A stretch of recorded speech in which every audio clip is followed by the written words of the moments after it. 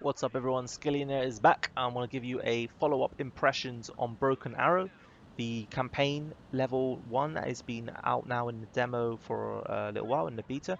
So I've given it a go and here's some footage of it in the background. This is on hard mode, it's just a second run through, just to have some footage for this vid. I did actually play the first one on medium. Just full disclosure, these are also medium graphics. Getting some frame rate losses on anything higher. My computer isn't a good one, been blue screening lately, so you know it's maybe that's me. But I have heard from other people as well that they've been getting a lot of frame rate losses in this game, and I think the developers have addressed it. They're very vocal in the Discord and updating this thing all the time. So there you go. This video is going to be a little bit more on the negative side. That's not to say that there aren't still positives. There's loads, but you kind of got my first video where I'm kind of gushing over that. So this one, I spent a little more time with it now, and things have started to piss me off a bit. So I'm just going to try and lean more negative, even though instinctively I still think it's a great game. So yeah.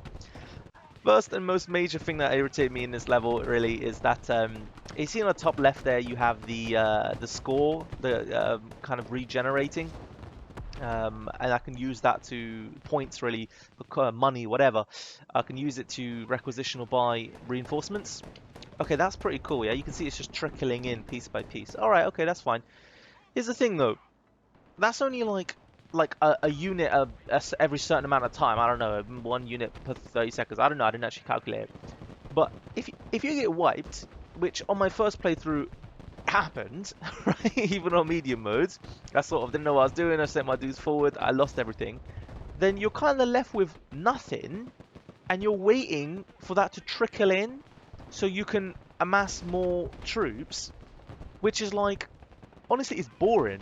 Like, there are a few times where I was like, I think I'm just gonna not finish this level. This actually sucks, which is a really bad sign. This is the first level of a game, but I will say that that did not happen.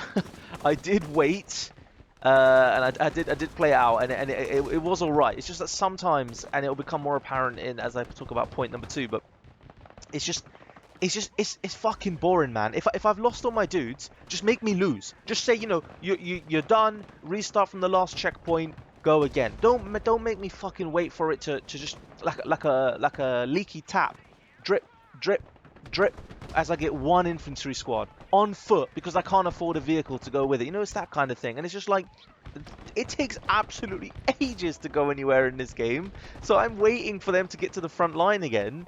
But we'll talk about in point 2. So the next thing is that this mission has got loads of good things, like it's got loads of sort of subplots within the main plot. Oh, this happens. Okay, now this is happening. I don't want to spoil anything, so I'm not going to say. But and at a certain point, you need to cross that water in the background. You can see there. It's a canal to get to the main sort of island there. And it's okay. Well, this is actually okay. Well, this is actually a mini side rant. Is that at first I didn't actually know how to cross it. But I was like, wait a minute, I've seen the trailer. These APCs, these infantry carriers are amphibious. So I was able to drive across it. But like, I wouldn't have known that otherwise. But anyway, whatever. They did also give you access to helicopters. It's not a big deal. It's just that, like I said, with the points thing, you gotta wait. And you gotta get a helicopter. And then you gotta put your dudes in. Then you gotta fly across. Now this is leading into my second point, which is that if you die, like you get shot down, for example, which happens very easily, that's all your dudes dead. And now you're waiting again. But this time, you're spawning from the first island. So you have to wait to haul ass all the way over to the next fucking island. And it takes ages, and it's like, okay, then you get transports. You get transports, you noob. Okay, yeah, I mean, I was doing that, but like, it's just really slow paced. Generally, the game, even during the action, which is okay. Like, in the action, it's like, oh, this is kind of cool. But like, when it's not action and it's slow paced, I don't know, man. Maybe it's just, maybe other people enjoy that. That just doesn't feel like it's for me, having to ferry my dudes. Like, most of my time is spent ferrying reinforcements over. I'm not even watching the combat because I don't want to run out of reinforcements on the front line, and it's just long, man. I don't know. But the actual bits were cool. My favorite bit was when you get these jets, and you also get this destroyer ship. Not going to spoil anything what happens, but it's just really awesome having that sort of heavy fire sport. You really feel like, hell yeah, you know, this is the US Army, baby. Like, this is how we do, kind of thing. So it's really awesome, and they do so many things well. But again, this is a negative thing. So, well, last thing I'll talk about really is in terms of major things is there's one point where it's like, okay, we got to cut them off. We got to hold these buildings. You know, this is on to that second island now.